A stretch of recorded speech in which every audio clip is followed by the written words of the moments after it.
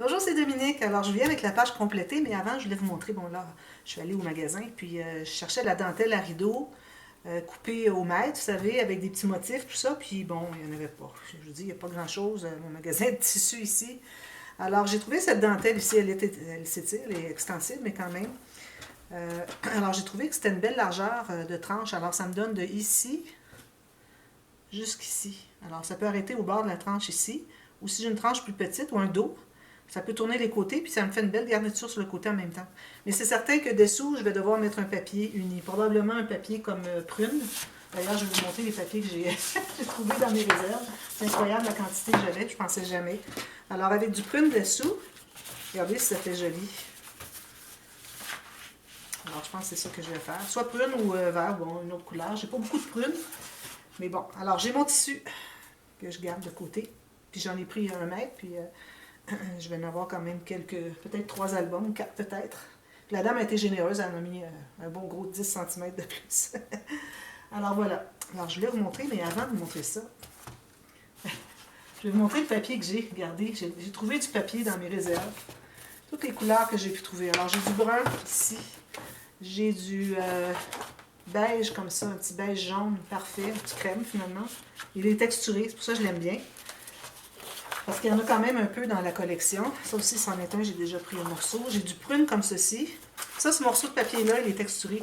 C'est étrange, hein? C'est un morceau de papier que j'ai acheté en 2014. J'avais acheté un bloc. Je faisais pas de scrap à ce moment-là. C'était pour un autre projet que je faisais qui n'a pas rapport au papier. Puis c'est ma dernière feuille qui me reste. Imaginez, j'avais 36 feuilles, je crois. Puis j'en ai encore. Puis quand je regardais pour les papiers, j'ai vu qu'il y avait des couleurs. Je disais, ah, ça aurait été bien, j'avais eu encore ce papier-là. Puis finalement, j'en avais encore une feuille. J'ai du rose ici, comme j'avais utilisé pour l'album Little Girl. Puis du beige ici, tout du papier texturé. En plus, ça c'en est aussi. En plus, j'ai trouvé tout ça. Tous ces papiers-là. J'ai du lilas, j'ai du gris, j'ai du vert, j'ai du brun. Puis, j'ai aussi des petits papiers comme ceci que Jocelyne m'avait donné l'année dernière. Alors, j'ai du prune, du rose, deux tons de prune rose, du brun, puis j'ai du gris ici.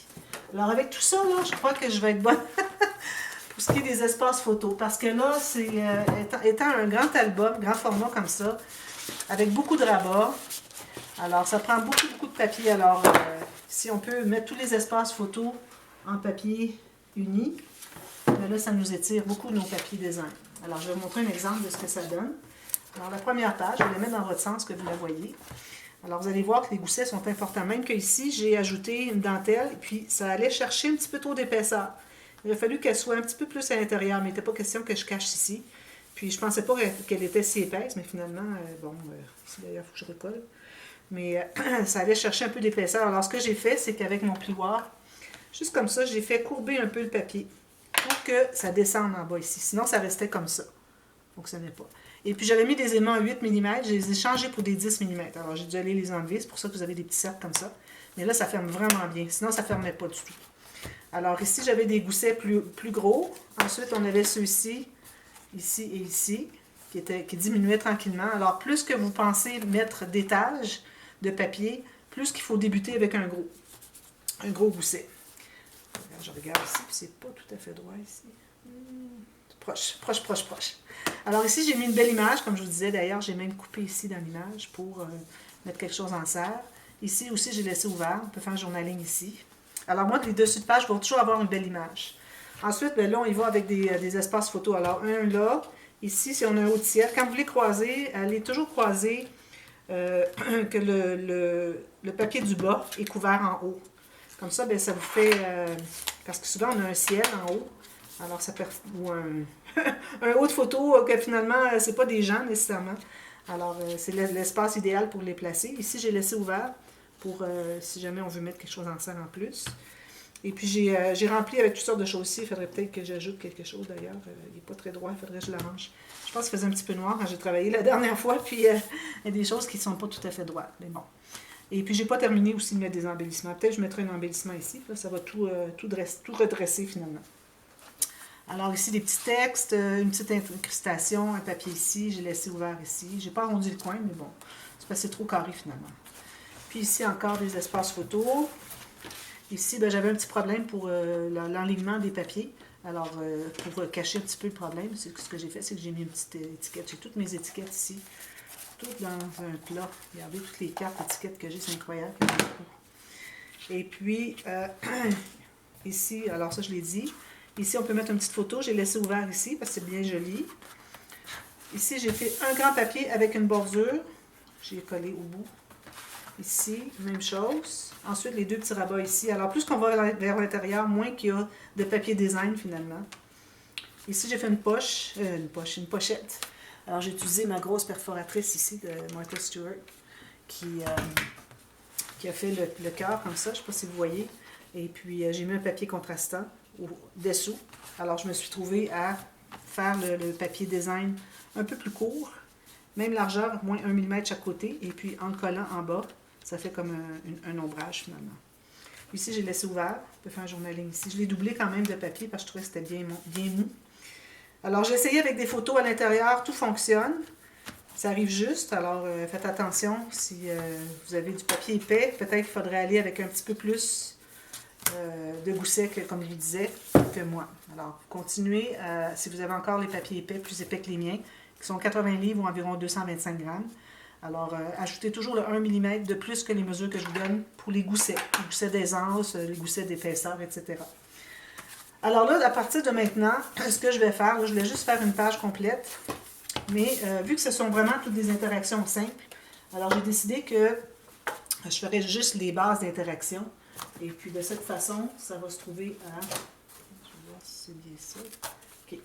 Ça va se trouver à tout simplement vous indiquer comment faire, mais c'est des suggestions, hein, vous pouvez faire comme vous voulez. Si vous voulez ajouter des rabats, attention, si vous ajoutez un rabat de plus que moi au fond, il faut ajouter 1 mm de gousset à tous les petits goussets dont je vous ai donné les mesures, parce que là, ça ne filmera pas bien, surtout si on ajoute des photos.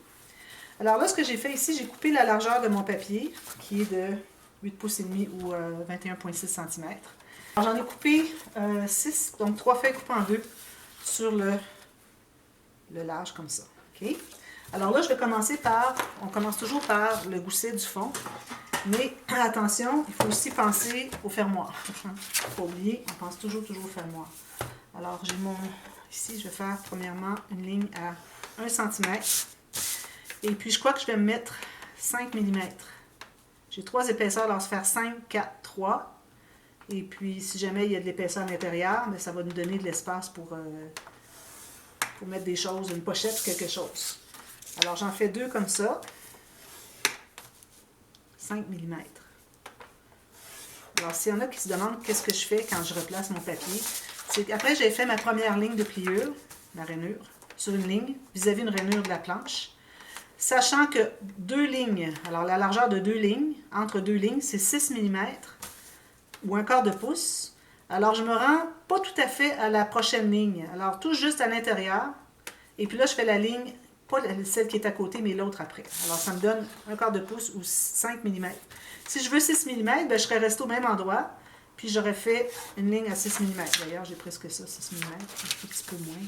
Puis, si je voulais 4 mm, ben, j'aurais tassé un tout petit peu. Passer ma ligne après avoir fait ma première rainure pour faire la deuxième marque. Alors, vous jouez avec les espaces comme ceci, là, entre les rainures. Alors, j'ai ces deux-là. Ensuite, je vais faire 2 avec filet numéroté si vous voulez être certaine de ne pas faire erreur. Alors, ça, c'est les premières. Alors, les autres, je vais les faire à 4 mm. Alors, juste un petit peu plus large que l'espace qu'il y a de 2 rainures, qui est entre deux rainures. Tout à l'heure, c'était comme 3 rainures. Il y avait 2 espaces pleins. Vous comprenez? Alors là, je fais ma ligne ici, puis je tasse un tout petit peu ici. Ça me fait 4 mm. Et le dernier, 3 mm, c'est 1/8 de pouce. Alors là, je fais juste une rainure, tout simplement. Vous voyez la progression? Alors, puis les numéroter, ou sinon, si vous les voyez bien à l'œil, bon, tant mieux.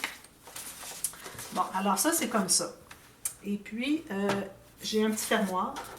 Alors, dans l'album que j'avais fait atelier, j'avais un fermoir avec un onglet rotatif. Alors là, le fermoir, il va être en bas ici, par-dessus le 5 mm qui est ici. Donc, je vais faire au moins 6. Alors, je vais faire un tout petit peu plus que 6. Ça me fait un gros gousset comme ça. Ça va être l'épaisseur de la page, vous imaginez, c'est assez épais. Hein? Et puis ici, je vais arrondir les coins, mais on va commencer par calculer quelle longueur dont on a besoin. Alors, la première chose à faire, c'est d'installer ce fermoir. Excusez-moi, j'ai pas travaillé depuis 2 jours. Puis là, alors moi, mon fermoir, si je calcule que ma page va être ici, quand elle va être collée, je veux qu'il ferme quand même assez haut, mais pas tant que ça. Alors, je vais me trouver à le couper ici. Je vais me garder environ 2 cm et demi ou 1 pouce. Alors, je le fais tout de suite pour pouvoir faire mon arrondi. Alors ça, je vais l'installer, puis je vais l'installer carrément au centre de la page. C'est pas nécessaire que ce soit au centre du rabat. Alors, je vais coller ici.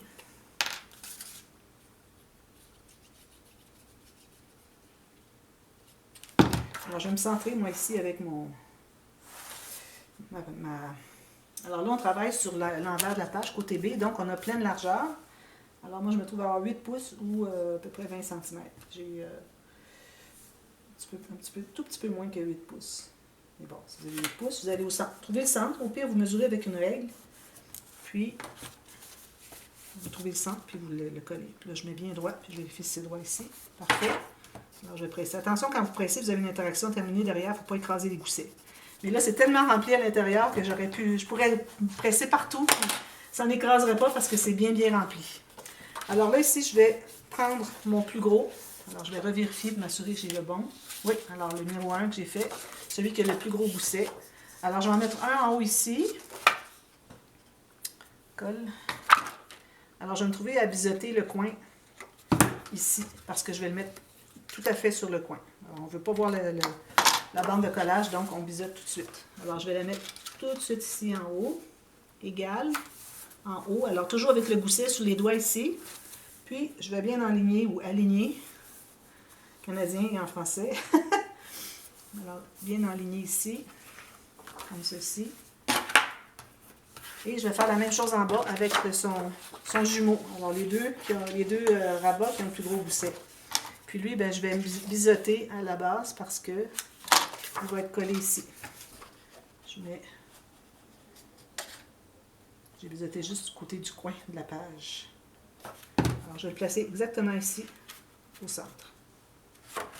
Comme ceci. Il faut bien libérer ici le pli. Alors, bien aligné ici, bien aligné en bas. J'ai mon gousset sur les yeux, sur les doigts. Une fois que j'ai pressé un peu, je vais aller ouvrir comme ceci. Comme ceci. Ensuite, le prochain. Alors là, je vais le faire. Alors, le prochain, c'est celui qui est le plus gros des deux qui reste, le gousset, l'aisance. Alors lui, je vais le coller ici. Alors je vais... Là, il y a peut-être des différences avec l'album Atelier. Vous y allez comme vous voulez. D'ailleurs, à l'album Atelier, j'avais un autre rabat, je crois, horizontal, mais là, bon, j'ai pas tant de papier. Alors, je ne veux pas exagérer non plus. Alors, j'ai décidé de faire juste les verticaux comme ceci.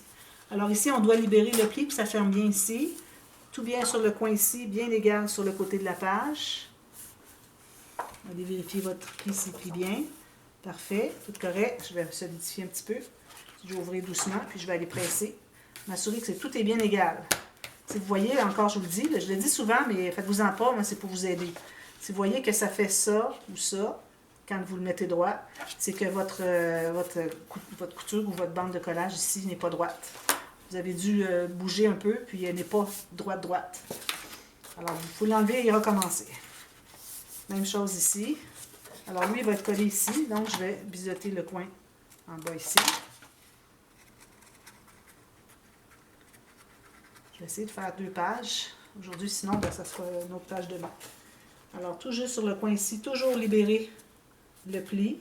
Alors, c'est possible que ce soit un petit peu plus haut que le bord de la page parce que là, on a 2 plis à libérer. On a lui ici, puis lui ici. Puis, on doit être bien droite sur le côté. Alors, on va tirer un tout petit peu. Ça peut peut-être être 1 demi-millimètre, mais c'est tout ce dont on a besoin pour que ça se ferme bien ici. Alors, je vais le faire comme ceci et comme ceci, puis ça se ferme bien. Alors, encore, on vérifie si tout est bien droit. Si ça va, on presse. Et puis là, ici, on en a 2 autres. Alors, moi, je pense que je vais les mettre par-dessus encore. Puis même qu'on pourrait les mettre un petit peu plus à l'intérieur. Puis on met une bande ici pour décorer. Je pense que c'est ce que je vais faire. Alors, je vais, ici sur le côté, je vais biseauter. Alors, ça, c'est le dernier qui a 3 mm de gousset. Alors, je vais aller le placer bien droit ici sur le côté de la page, mais je vais diminuer ici. Je vais laisser environ 1,5 cm, 3/4 de pouce, 5/8 de pouce. Comme ça. Vous y allez aléatoirement. Assurez-vous quand vous l'ouvrez aussi que tout est bien droit. Hein. Ça, je ne l'ai pas dit. À chaque fois que vous ajoutez un rabat, vous allez voir si c'est bien droit avec ici. Alors, lui, il n'est peut-être pas tout à fait droit. Vous pouvez même vous servir de votre planche. La planche, c'est bien droit ici. Il n'y a pas grande différence. Il faut juste que ça ne soit pas évident que ça va vraiment de travers. Que ça soit à peu près droit. Et le dernier ici. Lui, je vais le mettre ici aussi à 1,5 cm ou 5/8 de pouce du bord. Ça va permettre de faire une incrustation de papier design ici. Alors, bien droit ici. Bien droit ici. Je presse ça. Ensuite, je vais aller voir quand je l'ouvre si c'est bien droit avec le reste ici. Parfait, c'est beau. Je peux le solidifier. Voilà. Alors, mes raccords sont faits. Je vais tout arrondir les coins. Ici, je vais probablement faire une pochette. Une bande transverse, peut-être faire différent. Alors, j'ai ça. Ici, ça arrive tout juste à l'intérieur. Si jamais vous voyez que quand vous fermez lui ne se ferme pas, c'est qu'il faudrait peut-être enlever un petit peu de la hauteur. Ici et ici, comme vous voulez. Vous voyez, j'ai la même chose. Je l'ai installé vraiment juste au bon endroit. Parce que plus haut, là, ça aurait accroché. Puis là, on a ça ici, ça ici, ça ici, ça ici. Ça fait joli, hein? Regardez. Alors, je vais m'assurer ici d'avoir du papier imprimé. Ici aussi. Et puis, le reste sera des espaces photo. Alors, je vais avoir des bandes ici et ici pour qu'on n'ait pas des espaces de papier uni ici. Alors, peut-être du plus petit motif que ce qu'il y aurait ici sur le dessus. Ici, ça va être un beau design. Ici aussi, mes plus petits motifs, où est-ce qu'on peut mettre une photo quand même. Et puis, ici, plus petit motif. Et le reste, à peu près tout papier uni ou des espaces photo. Peut-être des petites incrustations. Ici, quand on a beaucoup de rabats comme ça, moi, je vous recommande de ne pas mater l'intérieur ici. Alors, il faut faire attention. Si vous avez du papier plus léger que du 250 grammes, il faut à ce moment-là vous assurer que vous ne mettez pas trop de colle sur votre papier que vous allez mettre ici, pour pas qu'on voit la colle ici. Si jamais on la voit, bon, c'est pas dramatique, les gens vont mettre une photo par-dessus. Mais ça reste que c'est pas joli à présenter si on a des papiers tout condolés. Alors vraiment très peu de colle, et puis un peu partout, mais très très fin. Et puis une fois qu'il est placé, vous allez presser fort, fort, fort avec votre plioir, tout bien étendre. Ou vous pouvez étendre avec un pinceau, une fine couche. Assurez-vous d'avoir bien autour. Alors moi, c'est ce que je vais faire. Et puis ici, je vais me faire un onglet rotatif avec celui-ci. Je vais le couper. J'ai un petit trou ici. Je me suis trouvé une attache parisienne de la bonne couleur. Alors, une fois que le trou va être fait et que ça va être coupé, je vais calculer à quel endroit je le mets. Alors, il faut que le côté, le rond ici, arrive à environ 1 mm en haut de mon fermoir ici, qui se trouve être bien vertical. Il faut penser à ça aussi. Alors, une fois que ça va être calculé, centré ici, je vais faire un petit trou ici.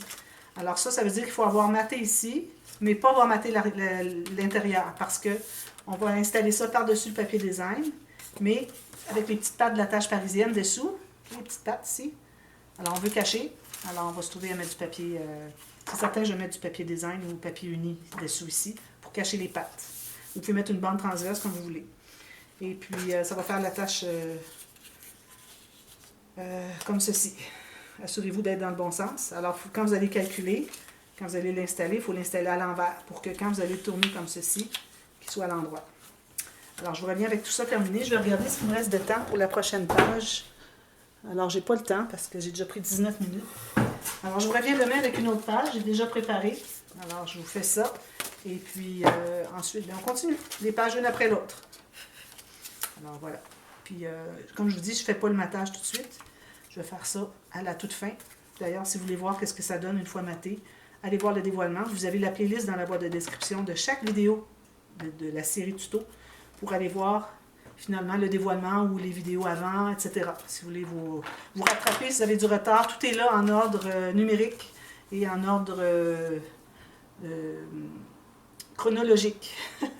Et puis là, vous allez pouvoir tout bien vous retrouver. Sinon, vous me posez des questions, vous me demandez, puis je vous trouve ce que vous avez... ce dont vous avez besoin, là où est-ce que vous êtes mal prise. Alors voilà, alors je vous reviens demain avec la prochaine, encore très facile. Alors c'est un peu comme l'accordéon qu'on avait fait zigzag. Alors vous allez voir, ça fait très très joli, ça fait différent. Alors, 4 rabats encore. Alors, je vous reviens avec ça demain. À demain. Merci, bye bye.